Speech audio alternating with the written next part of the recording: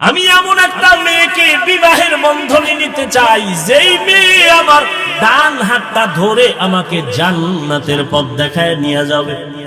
ছোট ভাই কয়, জীবনে তোমার কপালে বিয়া নাই, কারণ এমন মাইয়াও বাবা না, বিয়াও হবে না।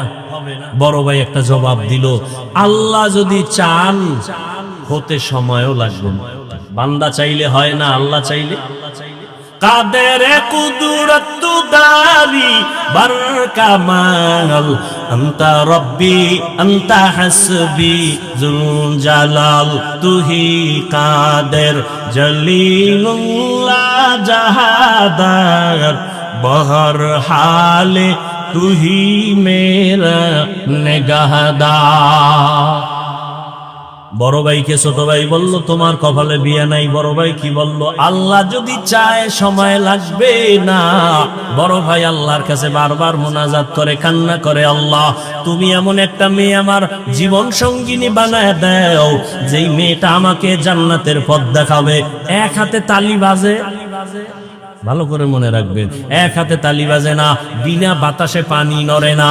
স্বামী আর স্ত্রীর মন যদি এক না হয়, ওই ঘরে বাগানে ফুল ফুটে না, শান্তির বাগান তৈরি হয় না। বড় ভাই তো দোয়া করতেছে, আল্লাহ কবে মিলাইবে। হঠাৎ করে খবর পাইল, পাশের এক এলাকায় বড় একজন বুজুর্গ বছরে একবার আসেন, 2-4 দিন থাকেন, মানুষের জন্য দোয়া করেন, আমল করায়, শিখায়, নামাজ শিখায়, দোয়া করে, রোজাও রাখে। বড় ভাই খবর পেয়ে গেছে, একদিন রাতের বেলা গিয়া হুজুরের কাছে গিয়া দোয়া চাইলেন, হুজুর আমি এক গুনাহগার, জাহান্নামের আসামি, একটু দোয়া করবেন, আল্লাহ যেন আমাকে নেক আমলওয়ালা বানায় দেয়, দুনিয়ার থেকে আমার অন্তর ফিরে যায়, গুনাহ থেকে নিজেরে বাঁচাইতে পারি। আল্লাহর ওলি কয়, যুবক বাবা তোমার বয়স কত? বলে এত। বিয়া করছুনি? কয় বিয়া করি নাই। রাতের বেলা আমল দিলেন, যুবক রাতে ঘুমায় গেছে, তাহাজ্জুদের নামাজে দোয়া করে, কান্না করে, ও দয়ার মালিক তোমার এক বান্দার প্রিয় অলির কাছে আসছি, তার দিকে তাকাইয়া তুমি একজন ভালো স্ত্রীর ব্যবস্থা করে দাও। ফজরের আজান হয়ে গেল, নামাজ আদায় করিয়া আল্লাহর ওলি বয়ান করতেছেন, মুসল্লিদেরকে সুন্দর আওয়াজ দিয়া বয়ান করেন। বয়ান করে শেষ, ইশরাকের 4 রাকাত নামাজ আদায় করলেন। কি নামাজ? ফজরের নামাজের পরে সূর্য উঠা পর্যন্ত একই নামাজের জায়গায় বসে কিছু তাসবিহ সূরা ইয়াসিন পড়িয়া, এরপরে একই জায়গায় বসে যদি 4 রাকাত ইশরাক নামাজ পড়ে, লাগাতার ও মক্কায় হজ না করে মরবে না, মরবে না, মরবে না। হজ করার জন্য টাকা লাগবে না, আল্লাহকে রাজি করতে হবে। হজ করতে চান না, টাকা লাগবে না, কি লাগবে? ইশরাক নামাজ পড়বেন। ফজরের নামাজ ফজর করেন, ইশরাক কি করবে? যেদিন ফজর নেই, এদিন ইশরাক কি?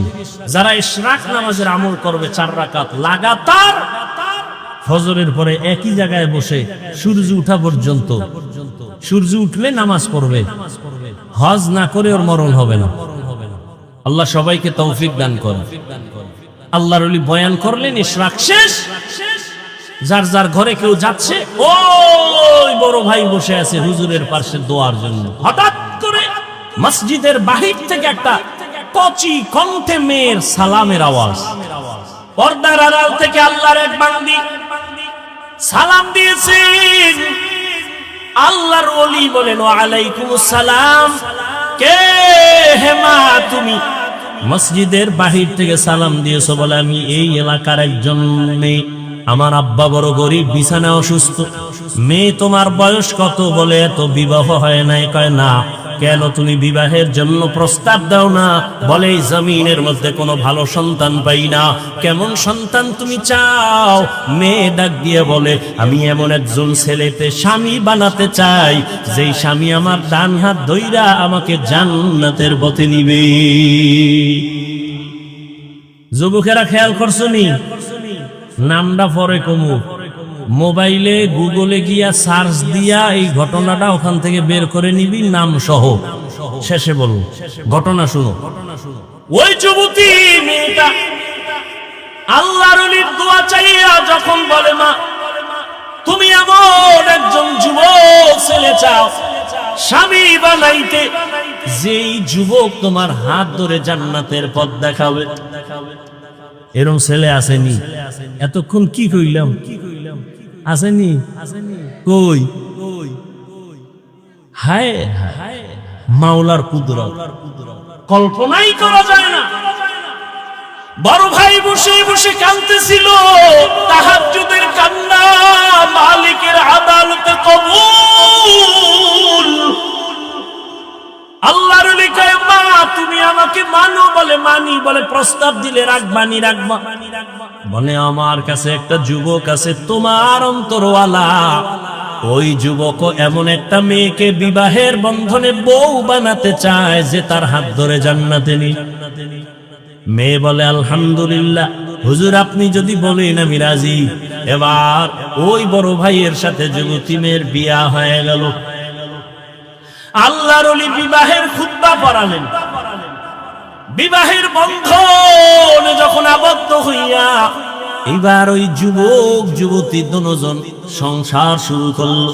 কেমন শান্তির বাগান। স্ত্রী আজান হলেই নামাজের জন্য রেডি, স্বামী আজান হলে নামাজের জন্য রেডি। যত কাজ থাকুক না কেন, স্ত্রীকে স্বামী বলে কাজ বন্ধ, নামাজে দাঁড়াও। আবার স্ত্রী স্বামীর সহযোগিতা করে, বলে স্বামী কোনো কাজ চলবে না, নামাজের আজান হলো। আল্লাহু আকবার, মানে আল্লাহ সবার বড়, এখানে আর ব্যবসা বড় না।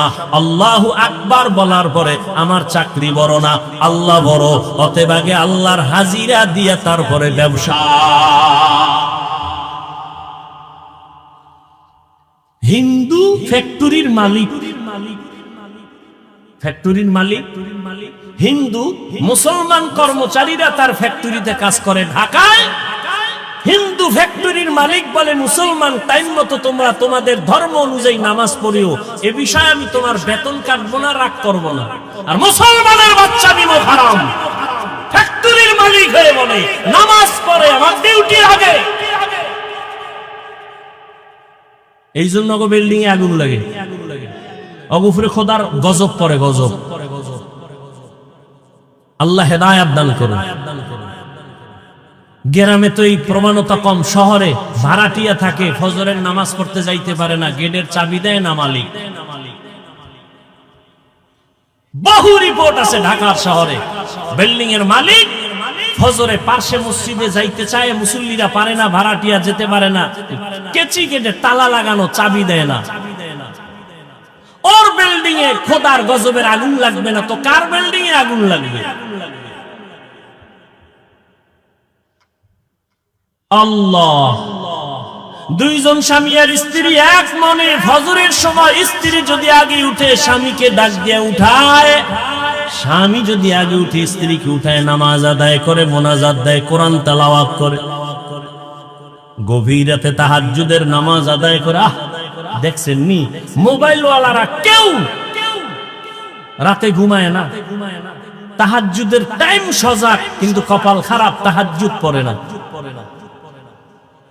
ডায়াবেটিসের রোগীর গোষ্ঠী ফজরের সময় রাস্তায় হাঁটে, ডায়াবেটিস কমানোর জন্য, নিমক হারাম, মসজিদে গিয়ে 4 রাকাত নামাজ পড়ে না। নাই এরকম?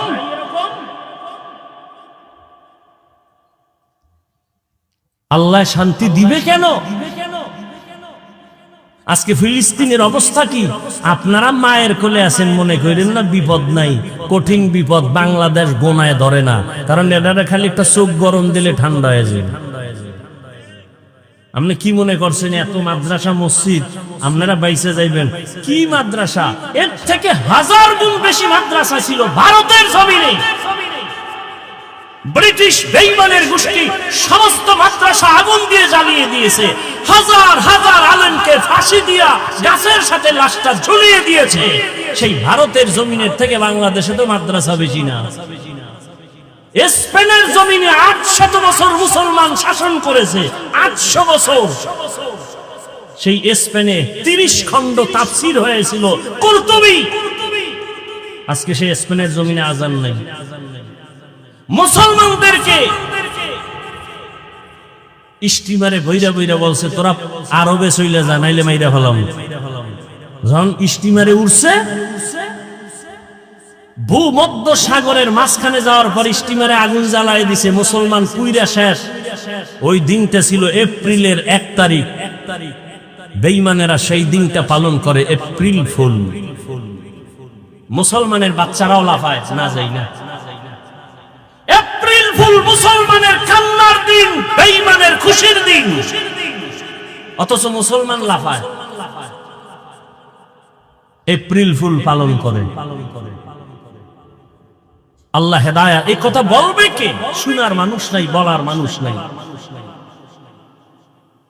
মসজিদে যদি কোনো খতিব সাহেব এই বয়ান করে, কমিটি বলবে বেরো, তোমার বেতন দাড়ি ফাড়ায় তুমি মসজিদে আর থাকার দরকার নাই। কারণ কি? শিয়ালের হাতে মুরগি দিয়ে কয় 3 দিনের আমানত। শিয়াল কয় খোদা মাফ করুক, তোমার কাছেও মাপ চাই। 3 দিন কেন, 1 সেকেন্ডের জন্য আর ফেরত দেওয়া হবে না, এটা পেটে গিয়ে কিমা হয়ে গেছে, কিমা। শিয়ালের হাতে মুরগি দেওয়া যেমন বোকামি, ধর্মের চাবি সুদখোর ঘুষখোরের হাতে দেওয়াও তেমন বোকামি। মসজিদের মধ্যে রাজনীতি নিষেধ, কিন্তু বাংলাদেশের সব মসজিদে রাজনীতি বেশি চলে। তো পচা রাজনীতি। ওয়াজের স্টেজে কোরআন হাদিসের বয়ান হবে, এখানে রাজনীতির বক্তব্য চলে না? চলে না? কথা বলেন। ওয়াজের স্টেজে যদি রাজনীতির বক্তব্য চলে, নেতার নাম থাকে, তো আলেমরা কেন কোরআনের রাজনীতির বয়ান করতে পারবে না? বৈষম্য বিরোধী আন্দোলন গেল কই? আল্লাহ হেদায়াত দান করুন।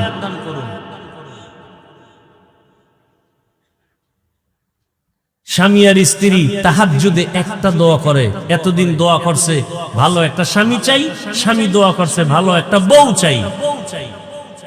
আল্লাহ মিলাইছেন। এবার এক দোয়া, আল্লাহ একটা নেককার সন্তান দাও। কি সন্তান চাইছেন কোনদিন? মিছা কথা। সন্তান যদি নেককার চাইতেন, স্বামী স্ত্রী ওযু ছাড়া ঘুমাইতেন না। নেককার সন্তানের জন্য তাহাজ্জুদে দোয়া করছে, আল্লাহ দিছে একটা নেককার সন্তান। নাম দুনিয়াতে পেটে আসার পরেই মা দোয়া শুরু, আল্লাহ গর্ভের সন্তানকে তোমার ওলি বানাই। আমগো আম্মা জানেরা দোয়া করে, আমগো আম্মা জানেরা বাচ্চা গর্ভে আসলে টেলিভিশনের পর্দায় বসে থাকে, রাস্তায় রাস্তায় ঘুরে বেগানার বদনজর লাগায়। এরে পর্দার আড়ালে কত ধন্য আপনাদের জীবন। এই স্টেজের মধ্যে আজকে 2টা সন্তানের মাথায় পাগড়ি দিলাম, কোরআনের হাফেজ। এদের খবর নিয়ে দেখেন এদের মা বাবা কত ধন্য মা। এরে আম্মা জান, এতক্ষণ আপনাদের সন্তানদের নিয়ে যত বয়ান শুনাইলাম, এগুলো কাজে লাগাতে হলে আপনাদের দোয়া লাগবে, মা বাবার দোয়া ছাড়া সম্ভব না। এরে আম্মা জান, আপনারা নবীদের মায়ের মতো দামি, সাহাবায়ে কেরামের মায়ের মতো দামি মা, আপনারা হাফেজে কোরআনের মায়ের মতো দামি মা। এরে আম্মা জান, আপনারা খাদিজা রাদিয়াল্লাহু আনহার মতো দামি মা, আপনারা আয়েশা রাদিয়াল্লাহু আনহার মতো দামি নারী, ফাতেমা রাদিয়াল্লাহু আনহার মতো দামি নারী। বেঈমান ফেরাউনের স্ত্রীর নাম কি? এত বড় বেঈমান ফেরাউন, তার ঘরের স্ত্রী আসিয়া আল্লাহর এত পেয়ারা হয়ে গেল। রহমতের নবী বলেন, কিয়ামতের ময়দানে আসিয়ার সাথে আমি মুহাম্মদের সাথে জান্নাতে বিয়া হবে। এরে আম্মা জান, একটা বেঈমান ফেরাউনের ঘরে থাইকা এত টাকা ক্ষমতা লাথি মাইরা ওই আসিয়া যদি আমার আল্লাহকে রাজি কইরা কবরে যেতে পারেন, আপনার স্বামী তো ফেরাউনের মতো খারাপ না। আপনি যদি স্বামীটারে বুঝাইতেন, স্বামী মা বাবার আদর মায়া ত্যাগ করে তোমার ঘরে আসি, জীবনে একটা প্রতিজ্ঞা, খাইয়া থাকলেও আসি, না খাইয়া থাকলেও আসি, তবে দাবি একটা, হারাম কামাই রুজি ঘরে আনবা না। হারাম খাইয়া রক্ত নাপাক করব না, সন্তানের রক্ত নাপাক করতে দিব না। মা যদি স্বামীটাকে বুঝাই